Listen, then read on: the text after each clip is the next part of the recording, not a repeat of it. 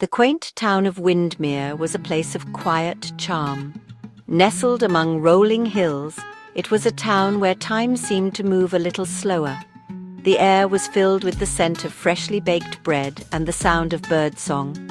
At the heart of Windmere stood Harold Grayson's Clockmaker's shop, a place of wonder and intrigue. Its windows displayed a mesmerizing array of clocks, each one a testament to Harold's craftsmanship. Harold Grayson was a man of few words, his life as intricate and mysterious as the mechanisms he crafted. His eyes, though crinkled with age, held a youthful spark of curiosity.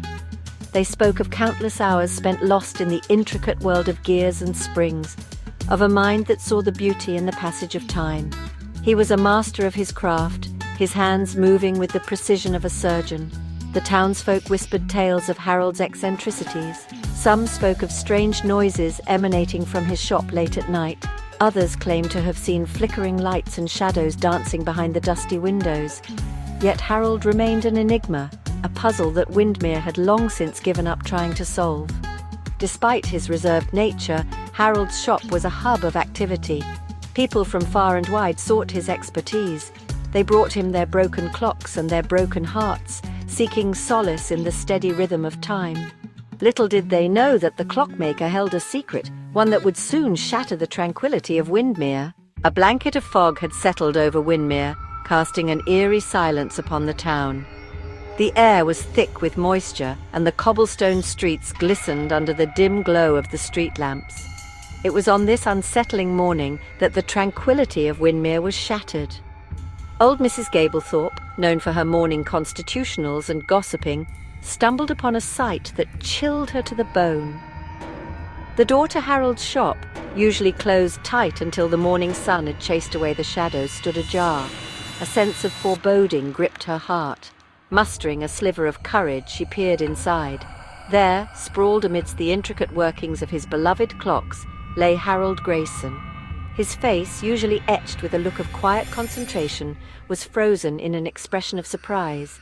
His eyes stared vacantly at the ceiling, and his hands, those skilled hands that could coax life into the most intricate mechanisms, lay still.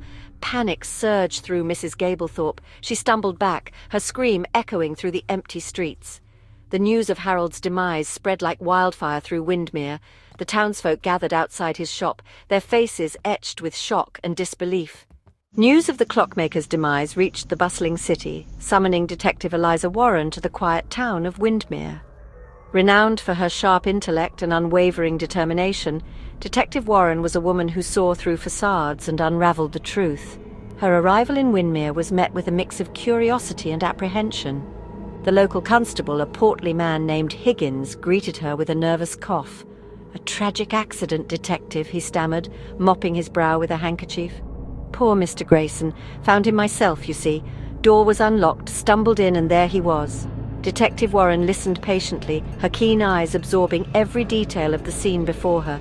The air in the shop was heavy with the scent of oil and dust.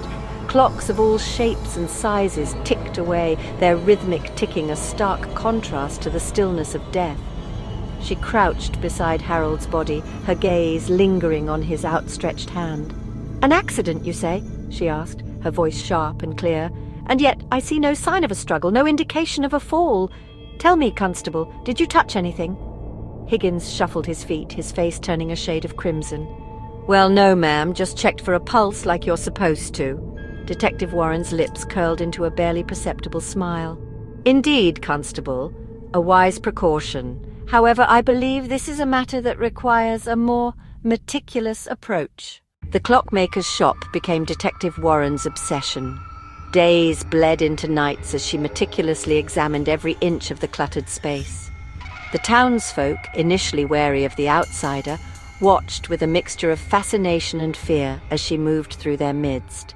She discovered a hidden compartment behind a grandfather clock. It was cleverly concealed, its existence betrayed only by a subtle inconsistency in the grain of the wood. Inside, she found a leather-bound journal, its pages filled with scribblings in a language she didn't recognize. The journal was more than just a diary. It was a chronicle of Harold's life, his thoughts and his secrets. It spoke of a past shrouded in mystery, of a life lived on the edge of a hidden world. The entries were cryptic, filled with coded messages and strange diagrams that hinted at a knowledge far beyond the scope of a simple clockmaker. Detective Warren's fingers traced the faded ink, her mind racing to decipher the secrets held within the brittle pages. Each entry seemed to deepen the mystery, painting a picture of a man both brilliant and tormented. The clockmaker, she realized, was not the man she thought he was.